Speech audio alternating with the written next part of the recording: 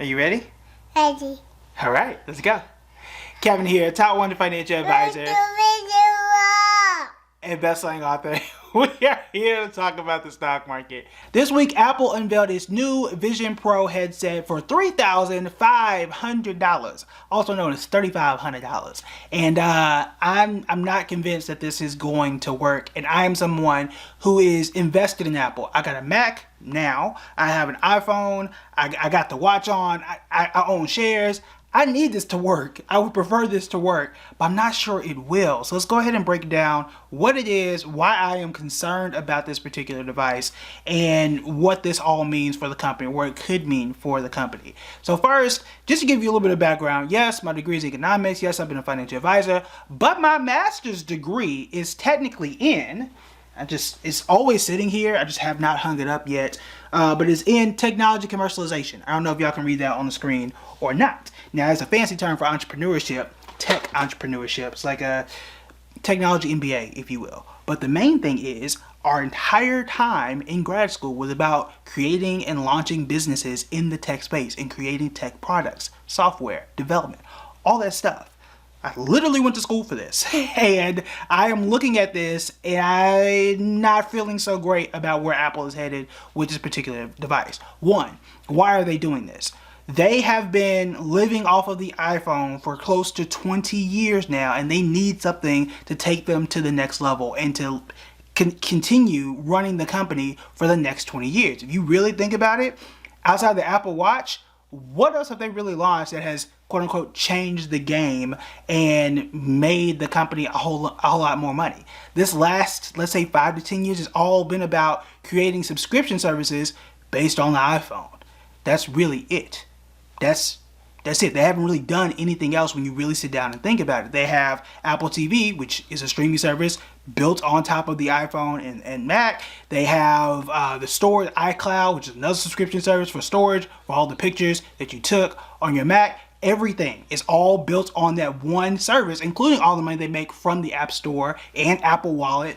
We could go on here, right? It's all built on the service model based on the iPhone. And that's old. They need something new. And this is their idea to do that. Here's my concern. Number one, it's expensive. Now, the great thing about having something that's expensive is you can change the price, especially when you put it out so early, because it's not going to come out until 2024. So the fact that you can put it out and say, or announce it rather in 2023, and you get videos of people say, ooh, I don't know about that price, that's great for you, because you can say, all right, I'm going to set the expectation here. I'm actually going to lower it when it launches next year so that you can feel like you have some sort of a discount. That's just marketing, and it's smart marketing at that. But here's the thing. When we look at Apple's history, Apple is great at putting out good quality products that are designed in a way that people like. It is designed in an artsy way. It feels very nice and it feels luxurious.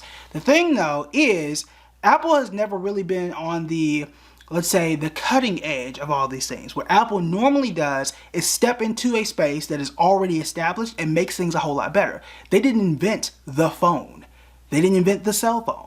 The cell phones were already out there. Everybody almost had one at the time that they launched this. What they did is come out and say, look, we are going to make it better. Their slogan back then was think differently. For you to think differently, something has to be out there to begin with. So they just went out there and redesigned what was already out there and put it out there in a brand new way.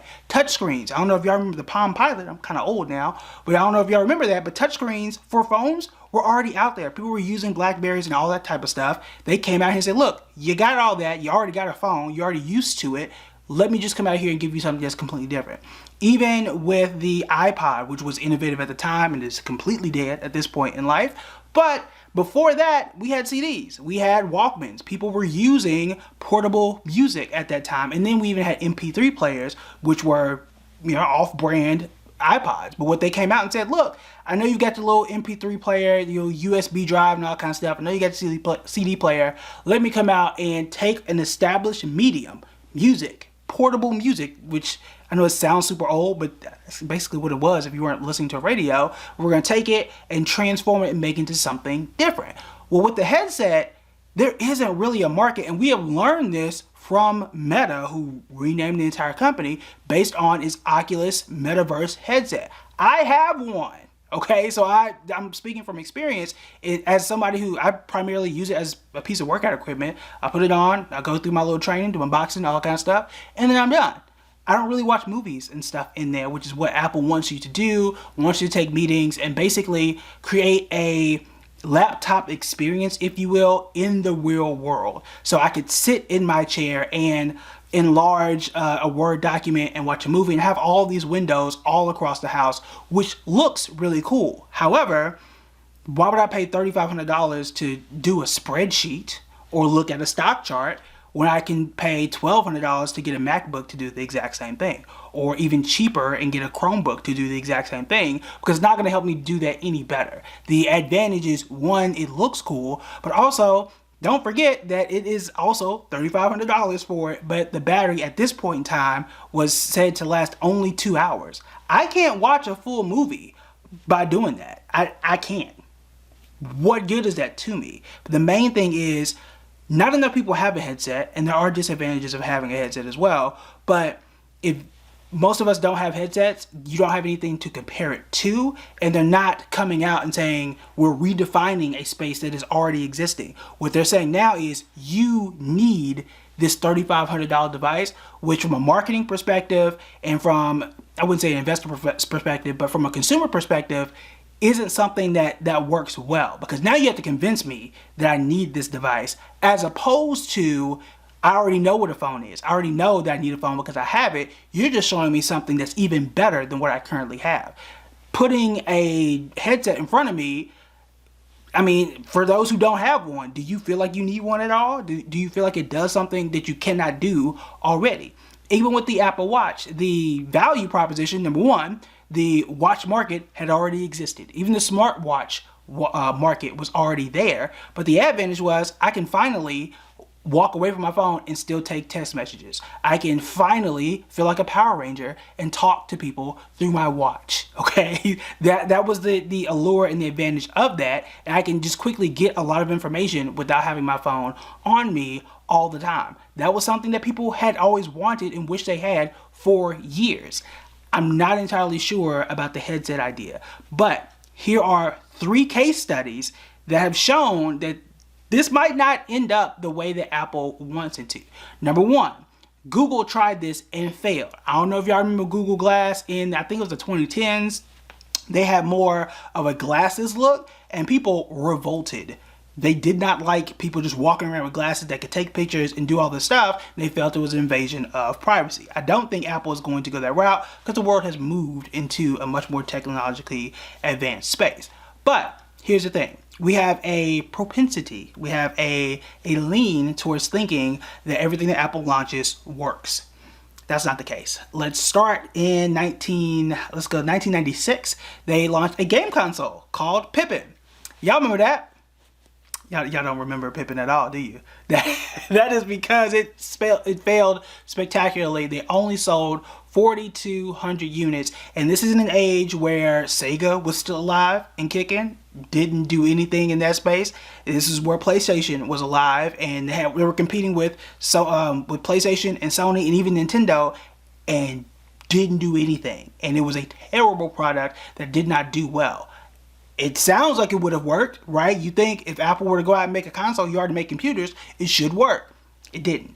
Even the Apple HomePod, that was supposed to be the competitor to Alexa and the Google Home, where is that now? It just has not taken off. Neither one of those. And those are just 2 of the ones that most people have forgotten about already. And the HomePods, I think, launched like 5 or 6 years ago. It hasn't even been that long ago. I don't know a single person who has it, and most people don't own it at all. So these are just a few things that you have to watch out for when you're looking at a company like Apple and what they may try to do. So all this to say, I hope it works. I'm not entirely sure that it will. And we've had several case studies to show that, hey, look, it might not be what we think it's going to be. The last thing I'll say, though, is as futuristic and as cool as it looks, and it looks way better than Meta's Oculus Pro 2, whatever Oculus they're putting out now. It looks a lot better. It looks more premium. The other thing is you can be too far ahead of the times. And I don't know about y'all, okay, so I was born in the late 80s and grew up playing video games in the 90s. I remember the Sega Saturn, okay, so we going back if y'all were around in the same time.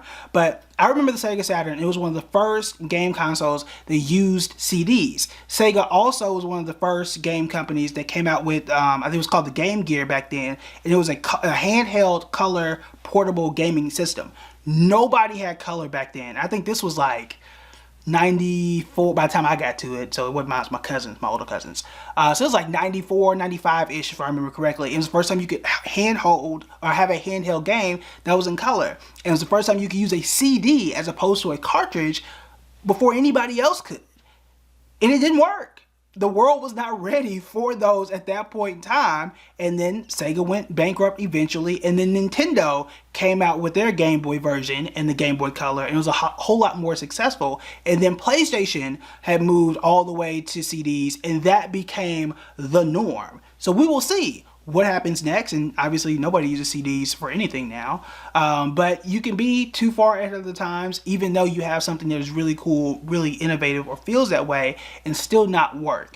The issue is, how much are they investing in this? I don't think it's a significant amount where it's going to tank the company, but it could put Tim Cook on the hot seat if it doesn't work.